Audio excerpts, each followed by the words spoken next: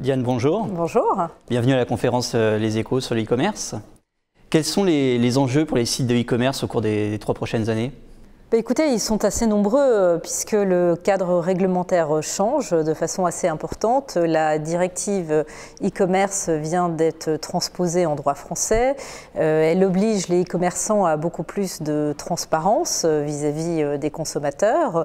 Donc plusieurs choses sont effectivement en train de changer. Le droit de rétractation est modifié. La réglementation des cookies est en train de changer également.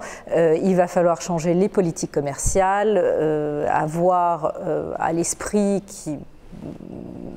de changer les business models, avoir une plus grande ouverture sur les différents marketplaces, et ça va changer beaucoup de choses effectivement sur l'ouverture internationale de ces grands e-commerçants.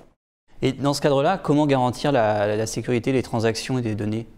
Alors, ce qu'on assiste ces dernières semaines, c'est de plus en plus d'attaques sur les sites de e-commerçants. Alors c'est un petit peu la politique du facteur peur, mais il va falloir non seulement prévenir les gens que des cookies sont mis en place, alors c'est la transposition effectivement de la directive paquet télécom, mais il va falloir changer les conditions générales de vente, mais aussi tout ce qui est politique de confidentialité.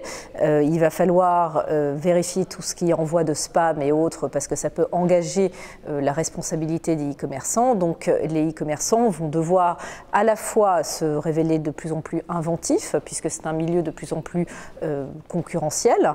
Le taux de conversion des e-commerçants est effectivement de 2%.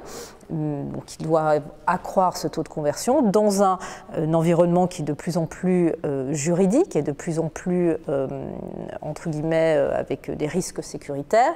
Et on va avoir ce consommateur qui a de plus en plus de pouvoir et de prérogatives.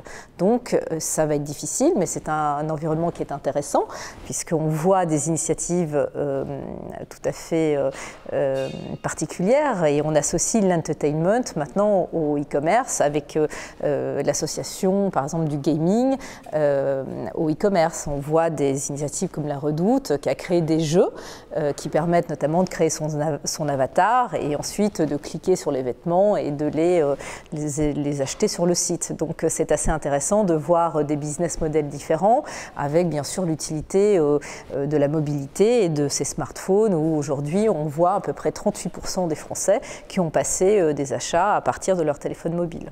D'accord, donc de gros chantiers en perspective pour les e-commerçants, mais à la fois des opportunités immenses. Tout à fait. Quels sont les risques pour les e-commerçants ? Est-ce qu'il y a des risques pour les e-commerçants ? Bien sûr, plus on a de réglementation, plus on a des risques, plus on peut voir sa responsabilité engagée. Donc aujourd'hui, les e-commerçants doivent valider la chaîne contractuelle et mettre en place les garanties.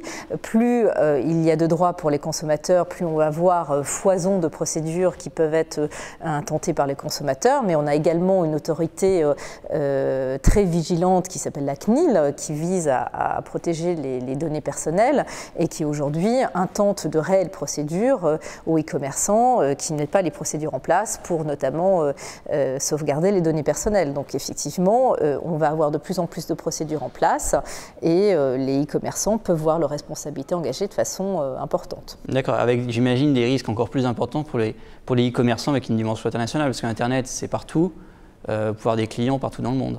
Alors, c'est un vieux débat pour les e-commerçants parce que les données personnelles sont transférées aux États-Unis. Les États-Unis n'apportant pas le même degré de protection des données personnelles que l'Union européenne. Donc, on avait un certain nombre de réglementations qui devaient être mises en place. Quand vous transférez des données personnelles aux États-Unis, vous deviez avoir le consentement du consommateur. Et les États-Unis, vous aviez des règles assez complexes de safe harbor ou de binding corporate rule, etc. Et donc ça va aller en augmentant. Donc effectivement, c'est complexe, plus c'est international, etc. Puis vous savez, vous avez beaucoup de systèmes de contrôle avec l'enregistrement, notamment par les call centers qui traitent les appels des consommateurs. Et quand ils ne sont pas notamment situés dans l'Union européenne, ça pose un certain nombre de complications. Mais aujourd'hui, on va vers une globalisation et le monde et le marketplace de l'e-commerce. Donc effectivement, mais c'est ce qui rend les choses un peu captivantes. Parfait. Diane, merci beaucoup. Je vous en prie.